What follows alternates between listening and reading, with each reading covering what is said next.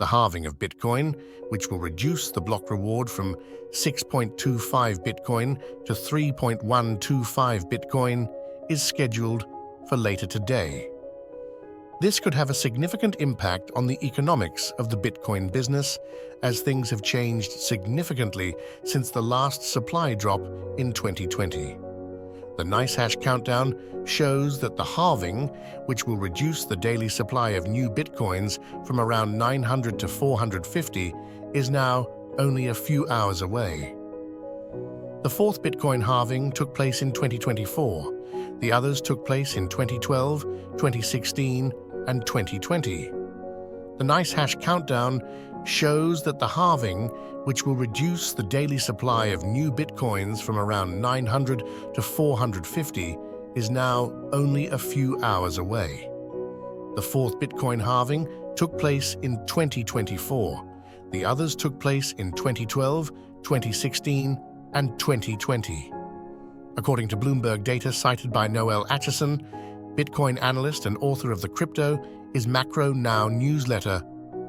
Looking at historical performances 1 year after halvings, Bitcoin could reach $450,000 a year from now if we have a run similar to the previous cycle.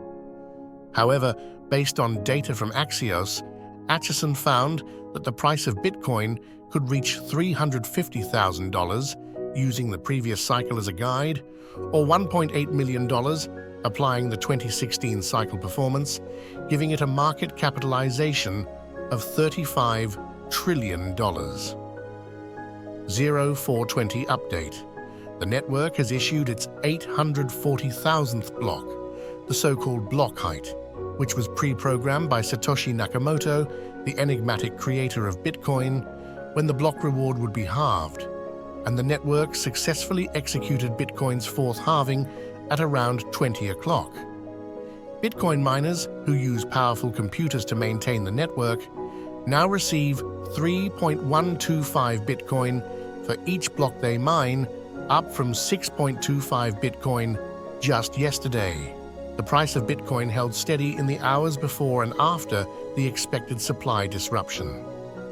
Michael Anderson, co-founder of cryptocurrency-focused investor Framework Ventures, said in an email that if data from previous Bitcoin halving cycles can tell us about the upcoming halving, we can assume that any potential impact is unlikely to become apparent until more than a year, possibly even 18 months after the event.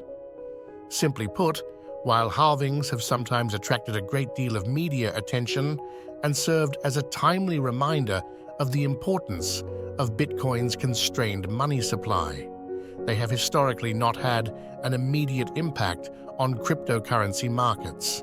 However, the fact that Bitcoin reached an all-time high in the current crypto market cycle before the halving suggests that previous patterns are probably less reliable. The countdown to Bitcoin's second halving, currently set for early March 2028, has already begun. This halving will see a further reduction in the amount of new Bitcoin issued to miners. According to Duncan Ash, CoinCover's chief strategy officer, in the short term, the impending halving will make supply and demand a bit unbalanced and increase market pressure as more investors look for a piece of the pie. This is likely to continue until the high price scares off new investors, calming the market and bringing back a more balanced number of buyers and sellers. The sector will also see an increase in market capitalization, liquidity, and the number of users. As a result, the market will probably experience some stabilization in the medium to long term. This is the first Bitcoin halving outside of the Federal Reserve's zero interest rate policy, ZIRP era.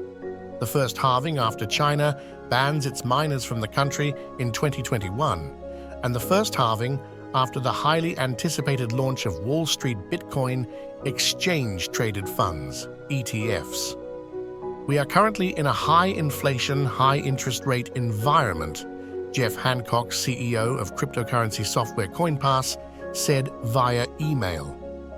I feel this cycle will be different because the Bitcoin market has evolved from a hobby for crypto enthusiasts to a real asset with institutional interest, Hancock said, pointing to a string of Wall Street spot Bitcoin ETFs. Institutional demand for Bitcoin is here to stay. Bitcoin halving will occur approximately every 4 years until 2140. Miners will only be able to profit from transaction fees if the Bitcoin network fails to mine new Bitcoins. Miners are already preparing for this possibility due to protocols such as Ordinals, Runes, and BRC-20 that increase transaction fees. After weeks of conjecture, there is still no agreement on what the supply disruption will mean for the Bitcoin price, after experts at JP Morgan and Goldman Sachs GS plus 0.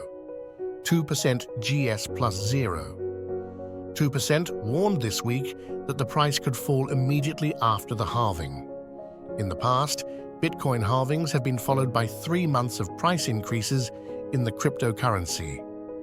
According to Reuters, S&P Global cryptocurrency analyst Andrew O'Neill is somewhat skeptical about the lessons that can be learned from previous halvings in terms of price prediction.